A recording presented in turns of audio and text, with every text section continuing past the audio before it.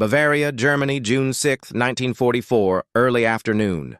Inside the map room at the Berghof, Hitler's mountain getaway, one phone call destroyed the myth that Europe's defenses couldn't be broken. The report came quick and sharp, delivered by a staff officer whose voice betrayed barely controlled fear. "My Führer, the Allies have secured positions on the beaches of Normandy. They're staying put for 9 full hours, while American, British, and Canadian soldiers fought their way onto 5 landing zones along France's northern shore. Germany's supreme commander had been asleep. His staff, frozen by strict orders never to disturb his rest and terrified of his infamous outbursts, watched invasion updates pile up like death warrants. When Hitler finally woke around 1 in the afternoon and asked for his usual late breakfast, he stepped into a world that had completely changed while he dreamed. What happened in the hours and days following the invasion wasn't just a battlefield loss, but a devastating collapse of information gathering, decision-making systems, and understanding of what was actually happening. The German military leadership's response to the Allied landings exposed deadly weaknesses in their warfighting approach, weaknesses that would transform the largest seaborne attack in history from a potential failure into an overwhelming force that would crush Nazi Germany within 11 months. Germany's coastal defenses along the Atlantic represented 3 years of building projects and heated arguments among top military leaders. By summer 1944, Nazi Germany had built what propaganda chief Joseph Goebbels called an unbreakable barrier running from Norway down to Spain's border. 15,000 strong points, over 6 million buried explosives, and 500,000 barriers designed to tear apart any invasion. Force before soldiers could gain a foothold on European soil. But underneath this appearance of power lay a leadership, system broken by clashing personalities, opposing plans, and a dictator whose meddling in military matters had grown increasingly unpredictable. The core argument centered on one question: where should German forces confront the Allied invasion? Field Marshal Erwin Rommel, given charge of coastal defenses in late 1943, had learned hard lessons in North Africa and Italy. His conclusion went against traditional German warfare thinking. "The battle will be decided on the beaches," Rommel had stated in his report to military headquarters. "We must destroy the enemy in the water, annihilate him before he reaches land. If he establishes a foothold, we've already lost." Rommel's approach required placing tank divisions close to the shore, positioning them near enough to strike back within hours of any landing. He'd seen Allied air dominance in North Africa firsthand, and knew that moving armored units in daylight would be suicide. The tanks needed to be nearby, prepared to attack before Allied forces could dig in. Field Marshal Gerd von Rundstedt, supreme commander in the West, took the opposite position. A conventional thinker who'd led armies since before Hitler seized power, Rundstedt believed in classic German mobile defense tactics. "Let them come ashore," he'd argued in staff discussions throughout spring 1944. "Let them push inland, away from ship gunfire protection. Then we crush them with mass tank attacks in the interior, where our armor can move around freely." This strategic deadlock meant German tank reserves sat in positions that served neither Rommel's immediate beach defense nor Rundstedt's inland counterattack plan. Instead, they occupied compromised locations satisfying no clear strategy. The 21st Panzer Division near Caen could potentially reach invasion beaches within hours, but the vital 12th SS Panzer Division sat 60 miles southeast, and the Panzer Lehr Division was positioned 75 miles from the coast near Chartres. Even worse, Hitler had personally kept control of these critical reserves. Standing orders demanded his direct permission before tank divisions could move into battle. This meant that even as Allied paratroopers dropped into Norman fields before dawn on June 6th, German commanders with tanks within striking range could only observe and wait for authorization that wouldn't arrive for vital hours. The intelligence breakdown made the command freeze even worse. German spy agencies had splintered into rival organizations: the Abwehr under Admiral Wilhelm Canaris, the SS Intelligence Service under Walter Schellenberg, and Foreign Armies West under Colonel Alexis von Rohen. Each produced reports contradicting the others, and all had been fooled by Allied deception efforts.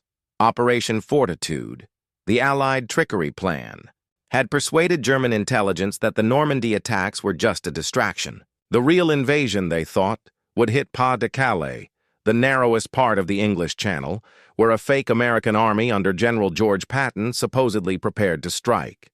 German intelligence figured Allied strength in Britain at 89 divisions, when actual numbers were 47. More importantly, they believed 50 divisions remained in southeastern England waiting for the true invasion. This flawed assessment meant that even as reports flooded in from Normandy on June 6th, German headquarters remained certain they were watching a diversionary strike. The 15th Army, Germany's most powerful force with 19 divisions, sat motionless near Calais throughout the invasion day, waiting to stop an attack that existed only in German minds and Allied fake radio messages. Weather had also fed German overconfidence. Weather experts had forecast storms making beach landings impossible for several days. Rommel himself had left for Germany on June 5th, planning to celebrate his wife's birthday on June 6th before traveling onward to ask Hitler for more tank divisions. Multiple division and corps leaders were away attending training exercises in Rennes. The Air Force had lowered its alert level. Naval patrols had been called off due to rough seas. At 6 in the morning on June 6th, as American troops waded through surf at Omaha Beach under murderous fire, German military leadership was scattered, its reserves locked down by protocol, and its intelligence system convinced the real fight remained weeks away at an entirely different location. The Allied success on Invasion Day wasn't merely about bravery or numbers. It represented years of coordinated preparation, technical breakthroughs, and secrecy that German command had fundamentally misjudged. What German forces faced on June 6th was an invasion fleet that had revolutionized beach warfare through careful study of past mistakes and methodical creation of answers. The foundation of these tactical innovations started with the disaster at Dieppe on August 19, 1942. That raid, which killed or wounded over 3,000 Canadian soldiers in 9 hours, provided harsh lessons shaping every aspect of overlord planning. Allied planners learned that direct attacks on defended ports meant certain death, that naval bombardment alone couldn't silence shore defenses, and that armor support was crucial from the opening wave. The answer came through development of specialized vehicles designed by Major General Percy Hobart's 79th Armored Division. These weren't simply modified tanks. They represented a complete rethinking of beach assault tactics. The DD, or amphibious Sherman tank, could float to shore using an inflatable canvas screen and twin propellers, giving direct fire support to infantry in those critical opening moments. The AVRE carried a massive mortar firing 40-pound explosive charges capable of destroying concrete bunkers. Chain flail tanks cleared mines with rotating chains, while crocodile tanks shot flame streams up to 120 yards. The technical details showed the remarkable industrial coordination behind Overlord. Allied planners calculated that 156,000 troops needed landing on the invasion day itself, backed by 5,000 ships and landing craft with 11,000 aircraft providing cover and support. Since no port could be captured undamaged, engineers designed 2 artificial harbors, the Mulberry Harbors, each matching Dover's port size, to be towed across the channel and built off the Norman coast. Each Mulberry needed 600,000 tons of concrete and steel. Phoenix caissons, enormous concrete structures standing 6 stories high, would be sunk to form breakwaters. Floating roadways called whale bridges would connect shore to cargo ships unloading equipment. The engineering plans called for capacity to land 12,000 tons of supplies and 2,500 vehicles daily once established. The Pluto Pipeline. Pipeline under. The ocean represented another technical wonder that German intelligence completely missed. Engineers had created flexible steel pipelines that could be placed across the channel floor, pumping 1 million gallons of fuel daily straight from England to France. Without captured port facilities, this pipeline would become essential to keeping Allied momentum going. The deception campaigns supporting the invasion raised military trickery to an art. Operation Bodyguard, the master deception plan, used every available trick to mislead German intelligence. Double agents, all secretly working for British intelligence through the double-cross system, fed carefully designed false information to their German contacts. Most critical was Agent Garbo, Spanish national Juan Pujol Garcia, whom German intelligence rated their most trustworthy source in Britain. Garbo's network of imaginary sub-agents, all invented by British intelligence, delivered a steady flow of reports confirming German assumptions about Allied plans. In the weeks before Invasion Day, Garbo reported troop shifts, equipment sightings, and strategic discussions, all carefully crafted to strengthen the Pas-de-Calais deception. On June 5th, Garbo sent a message to German intelligence warning of upcoming operations, but deliberately timed to arrive after German intelligence officers had left for the day, preserving his reputation while ensuring the warning came too late. The Phantom Army created by Operation Fortitude used unprecedented technological tricks. Dummy landing boats built from canvas and scaffolding filled harbors in southeastern England. Inflatable tanks and artillery filled fake camps. Radio units broadcast endless traffic mimicking corps and army headquarters. German spy planes photographed exactly what Allied planners wanted them to. See, a massive force preparing to hit Calais. Allied codebreakers. At Bletchley Park had accomplished what German commanders thought impossible. They'd cracked the Enigma cipher machine.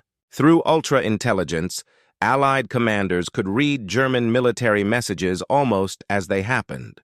This gave insights into German positions, reinforcement schedules, and, crucially, proof that deception operations were succeeding. Ultra-intercepts showed that German commanders still believed the Normandy landings were just a feint. The air superiority that proved decisive on Invasion Day resulted from systematic destruction of German air power in preceding months. The combined bomber offensive had deliberately targeted German aircraft factories and fuel supplies. By June 1944, the Luftwaffe could gather only 319 aircraft to challenge the invasion. The Allies would fly nearly 15,000 missions on the invasion day itself. German fighters managed only 319 sorties during the entire day. Allied naval gunfire provided another technical edge that German coastal defenders hadn't properly prepared for. The invasion fleet included 7 battleships, 2 monitors, 23 cruisers, and numerous destroyers capable of delivering accurate fire support. Fire control systems refined through Mediterranean campaigns allowed ships to provide precise supporting fire for advances up to 20 miles from the coast. The coordination between air, naval, and ground forces represented operational integration that German doctrine had never achieved. Forward air controllers with assault troops could request airstrikes on specific targets within minutes. Naval gunfire teams directed ship bombardment with remarkable accuracy. This combined approach, coordinated through reliable radio communications and backed by detailed pre-invasion planning, created a system that could adjust to battlefield changes in real time. The first clear reports reaching German headquarters came not through official channels, but through desperate radio messages from coastal observation posts starting at 2 in the morning on June 6th. Lieutenant Colonel Friedrich, August Freiherr von der Heide, commanding a parachute regiment, transmitted from his position near Sainte-Mère-Église. Massive parachute drops happening across entire sector. Estimate battalion strength minimum. Request immediate reinforcement.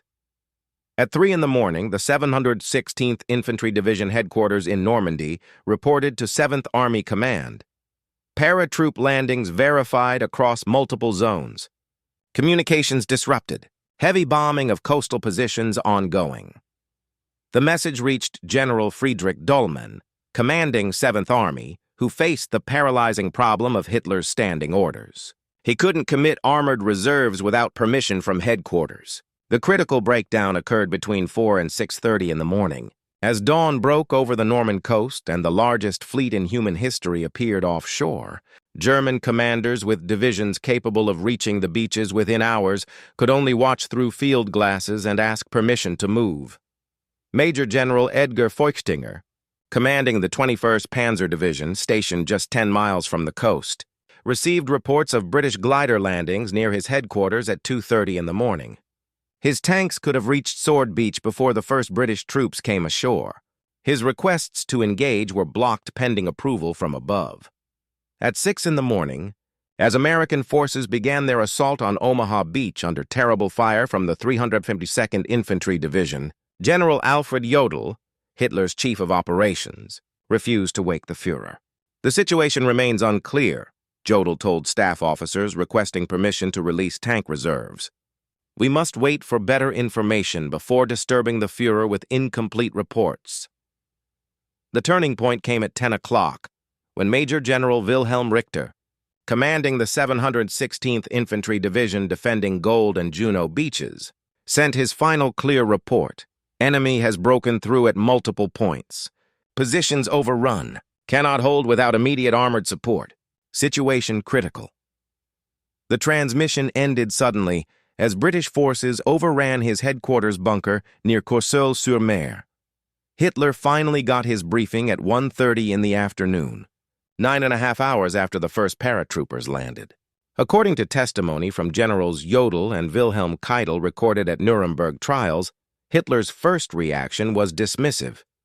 "This is the diversion we anticipated. The real invasion comes at Calais. We hold the reserves for the main attack." When Field Marshal Gerd von Rundstedt requested immediate release of the 12th SS Panzer and Panzer Lehr divisions at 2 in the afternoon, Hitler authorized only limited movement. One division to move toward Caen. The others remain in position to counter the Calais invasion. This single choice effectively surrendered the battle. The 21st Panzer Division, finally authorized to attack at 3 in the afternoon, advanced toward the British beachhead, but encountered the full power of Allied naval gunfire. Captain Wilhelm von Gottberg, commanding the division's 22nd Panzer Regiment, later testified that concentrated naval bombardment destroyed 40% of his armor before reaching the coast. By 4 in the afternoon, the situation reports painted a picture of disaster. The 352nd Infantry Division at Omaha Beach, which had fought magnificently throughout the morning, reported ammunition critically low, casualties exceeding 50%. American forces advancing inland cannot hold positions beyond nightfall. Colonel Walter Korfs, commanding an artillery regiment, transmitted at 4:45. Observed ships extending to horizon. "This is no diversion. Request permission withdraw to secondary positions." Permission was refused. At 5:30 in the afternoon, German commanders received the intelligence report they dreaded. Luftwaffe reconnaissance, flying one of the few missions managed that day, confirmed Allied ships numbering in the thousands. The pilot's report was blunt. Invasion fleet extends across 50-mile front. Estimate 4,000-plus vessels. Continuous landing operations all beaches. This is the main invasion. Field Marshal Rommel, racing back from Germany, didn't reach his headquarters at La Roche-Guyon until 10 at night. His chief of staff, General Hans Speidel, briefed him on the day's catastrophes.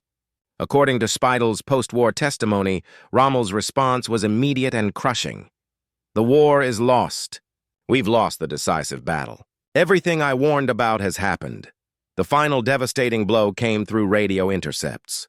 At 11:15 at night, German listening posts recorded massive radio traffic from southeastern England, the phantom American Army group that supposedly awaited the Calais invasion.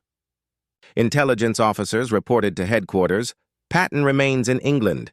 No signs of movement toward embarkation.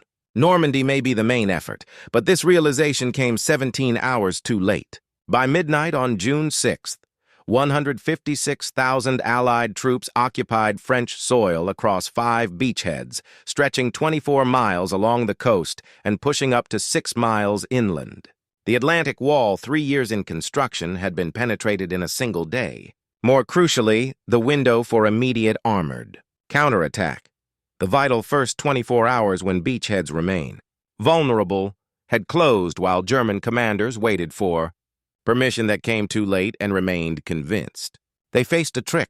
The psychological breakdown within German high command didn't happen in one moment, but through a series of realizations that built up across June 7th through 12th. Each day brought fresh information, contradicting basic assumptions upon which German defensive planning had been built, and each revelation further paralyzed an already broken command system. June 7th. The day after invasion, 8 in the morning. Intelligence summaries verified that Allied forces had successfully connected 4 of 5 beachheads. Only Omaha remained partially separated from neighboring beaches. Worse still, reconnaissance flights, the few that survived overwhelming Allied air superiority, reported construction of artificial harbor facilities already starting off the Norman coast. General Gunther Blumentritt, Chief of Staff to von Rundstedt, recorded in his daily log, "The artificial harbors verify this is no raid. Enemy intends sustained operations from Normandy. Our entire strategic assessment was wrong." The 15th Army, Germany's strongest force with 19 divisions, remained frozen near Calais on June 7th, awaiting the real invasion. Hitler and military intelligence continued believing Normandy was a distraction. But field commanders witnessing the buildup firsthand knew better. Lieutenant General Hans von Salmuth, commanding 15th Army, sent increasingly desperate requests. "Normandy fighting requires immediate reinforcement. Request authorization to move divisions south." Each request was blocked. The Phantom Army that existed only in German imagination held Germany's most powerful force immobile while Normandy burned. By June 8th, the psychological impact extended beyond operational paralysis to something more fundamental, a crisis of faith in German military leadership. Field commanders, who had faithfully followed Hitler's orders for 5 years, began questioning whether commands from headquarters reflected battlefield truth. Colonel General Friedrich Dollmann, commanding 7th Army, suffered what medical officers called nervous exhaustion. His chief of staff effectively took command, while Dollmann remained in his quarters unable to function. The statistics piled up like successive hammer blows to German morale. By June 10th, Allied forces had landed 326,000 troops, 54,000 vehicles, and 104,000 tons of supplies. German reinforcements attempting to reach Normandy faced systematic destruction. The 2nd SS Panzer Division. Das Reich, moving from southern France, required 17 days to cover 450 miles, a journey that should have taken 3 days. Allied air power transformed every daylight movement into a death trap. Division Commander SS Brigadier Heinz Lammerding reported losing 1,500 men and 130 vehicles before reaching the battle zone. The railway disruption campaign revealed the depth of Allied planning. Systematic bombing had destroyed 76 of 80 railway bridges over the Seine River. Reinforcements from Germany had to detour hundreds of miles, then moved by night through secondary roads where French resistance fighters harassed every column. The 275th Infantry Division required 12 days to move from Brittany to the front, a distance of 150 miles. Radio intercepts revealed the psychological disintegration among German field commanders. On June 11th, Signals Intelligence recorded a transmission from an unnamed regimental commander to division headquarters. "My men ask why the Air Force does not come, why our tanks do not arrive. I have no answer, they believe. Morale is critical." Such communications had been unthinkable in previous campaigns. The command crisis reached its breaking point on June 12th, when Rommel and von Rundstedt requested a meeting with Hitler to advocate strategic withdrawal from Normandy to more defensible positions. According to testimony at post-war trials, both field marshals arrived prepared to explain why current strategy invited disaster. Hitler refused to see them together, receiving each separately to prevent unified opposition to his orders. When Rommel outlined the situation, overwhelming Allied air superiority, inadequate reinforcements reaching the front, unsustainable casualties, and deteriorating morale, Hitler's response revealed his complete disconnect from battlefield reality. According to Rommel's chief of staff, who debriefed the field marshal afterward, Hitler declared, "You must hold every meter. No withdrawal. New weapons will turn the tide." When Rommel pressed for details about these weapons, Hitler spoke vaguely of jets and rockets that would soon devastate Allied forces. Von Rundstedt's separate meeting produced similar results. When he outlined the strategic necessity of creating mobile reserves by shortening defensive lines, Hitler responded with accusations of defeatism. According to von Rundstedt's testimony at Nuremberg, Hitler stated, "The Atlantic Wall must be held. Any commander who speaks of withdrawal is dismissed." The psychological impact extended to German soldiers witnessing the material disparity firsthand. Captured documents and prisoner questioning revealed troops comparing their situation to the Eastern Front's worst moments. A letter from a non-commissioned officer of the 356th Infantry Division, intercepted by Allied intelligence, stated, "We fight well, but it means nothing. For every shell we fire, they fire 50. For every plane we see, they have hundreds. This isn't war. This is extermination by industrial production." By June 12th, German casualties in Normandy exceeded 26,000 men killed, wounded, or captured. Allied casualties totaled 52,000, but their replacement system delivered fresh troops daily, while German reinforcements never arrived in sufficient numbers. More significantly, the Wehrmacht had lost irreplaceable formations. Elite panzer and parachute divisions committed piecemeal to counterattacks were being systematically destroyed without achieving operational objectives. The failure of German High Command's response to the invasion represented more than tactical defeat. It exposed the fundamental contradictions within Nazi military structure that would characterize the Reich's collapse over the following 11 months. The choices made between June 6th and June 12th, 1944, created a pattern of dysfunction that would repeat across every subsequent crisis until final surrender in May. 1945, Field Marshal Wilhelm Keitel, Chief of the Armed Forces High Command, testified at Nuremberg that the invasion revealed what senior commanders had privately understood but never openly acknowledged. The Führer's military judgment had become detached from operational reality. His refusal to authorize tactical withdrawals, his insistence on holding every position, his belief in wonder weapons rather than sound strategy, these cost us the war in the West before summer ended. The command paralysis that kept German armor immobile during the invasion's crucial first 24 hours wasn't an aberration but the logical result of Hitler's centralization of military authority. General Günther Blumentritt, analyzing the campaign post-war for American military historians, explained, "A corporal commanded field marshals. Local commanders who understood battlefield conditions couldn't act. Distant commanders who could authorize action didn't understand conditions. This gap between authority and knowledge proved fatal. The statistical evidence confirmed the catastrophic nature of German defeat. By June 30th, less than a month after the invasion, German casualties in Normandy exceeded 80,000 men killed, wounded, or captured. 8 divisions had been destroyed as effective fighting forces. The Panzer Lehr Division, one of Germany's elite armored formations, reported on June 29th that it retained only 40 operational tanks from an initial strength of 190. Its commander, General Fritz Bayerlein, transmitted, "My division is finished. Can no longer conduct offensive operations." More significantly, Germany's strategic situation had become untenable. The two-front war that German military planners had warned Hitler against in 1941 now consumed German forces at unsustainable rates. In June 1944 alone, Wehrmacht casualties across all fronts exceeded 450,000, 150,000 in the West, 300,000 in the East. Germany's monthly tank production averaged 670 units.